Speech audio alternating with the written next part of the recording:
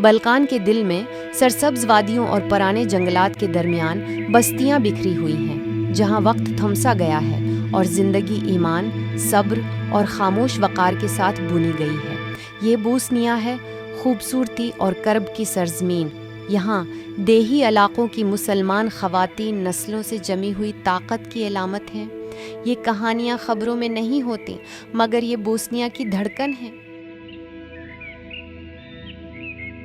اسلام 500 سال قبل عثمانی دور میں بوسنیا پہنچا۔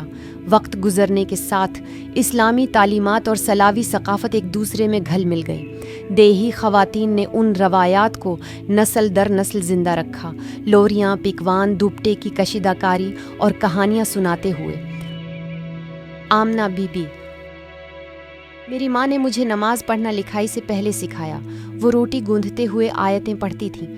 وہی ہماری مسجد تھی، وہی ہمارا مدرسہ۔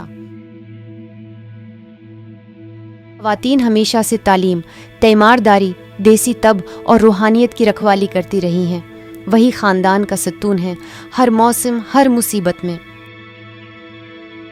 پیسر کی بوسنیائی جنگ نے دلوں کو چیر دیا۔ دیہاتوں میں بہت سی خواتین نے اپنے شوہروں، بیٹوں اور باپوں کو کھو دیا۔ فاطمہ: میں 21 برس کی تھی جب میرے شوہر، والد اور بھائی جنگل کی طرف چلے گئے، صرف میں لوٹی۔ جنگ کے بعد کئی دیہات بیوہ عورتوں سے آباد ہوئے۔ ان کے آنسو ہنر اور ایمان میں بدل گئے۔ انہوں نے گھر بنائے، بچوں کی پرورش کی اور آپس میں تعاون کے جال بنے۔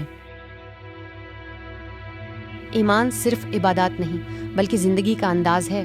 دیہی بوسنیائی مسلمان خواتین کے لیے اسلام ذاتی، محبت بھرا اور عمل کی بنیاد ہے۔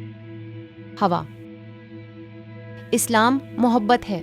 جب میں کسی کو کھانا کھلاتی ہوں تو نبی کی سنت یاد آتی ہے۔ پردہ میرے دل کو سکون دیتا ہے، زبردستی نہیں۔ یہاں آذان کھیتوں میں گونجتی ہے، دعائیں چائے میں گھلتی ہیں اور عید قربانیوں کے ساتھ منائی جاتی ہے۔ یہ خواتین کسان، تاجر، مویشی پالنے والی اور استاد بھی ہیں، چاہے ان کے نام پر کوئی سند نہ ہو۔ لیلی: شہد بنانے والی۔ شہر میں لوگ مجھے دیہاتی کہتے ہیں، مگر میں ان کے لیے کھانا اگاتی ہوں۔ میں خاموش کام کرتی ہوں، مگر مضبوط ہوں۔ یہ خواتین نہ صرف خاندان بلکہ پوری معیشت کو سنبھالے ہوئے ہیں۔ ان کا کام نظر نہیں آتا، لیکن اس کے بغیر دیہات چل ہی نہیں سکتے۔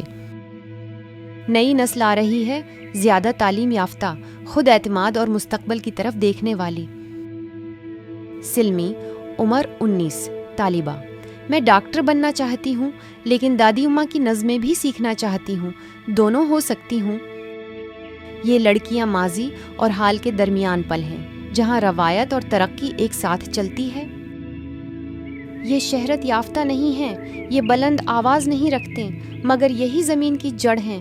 بوسنیا کی دیہاتی مسلمان خواتین، پردے میں طاقت، کہانیوں میں سمٹی زندگی، زمین میں جمی جڑیں۔ یہ ہے ان کی دنیا، یہ ہے ان کی زبان، یہ ہے ان کی میراث۔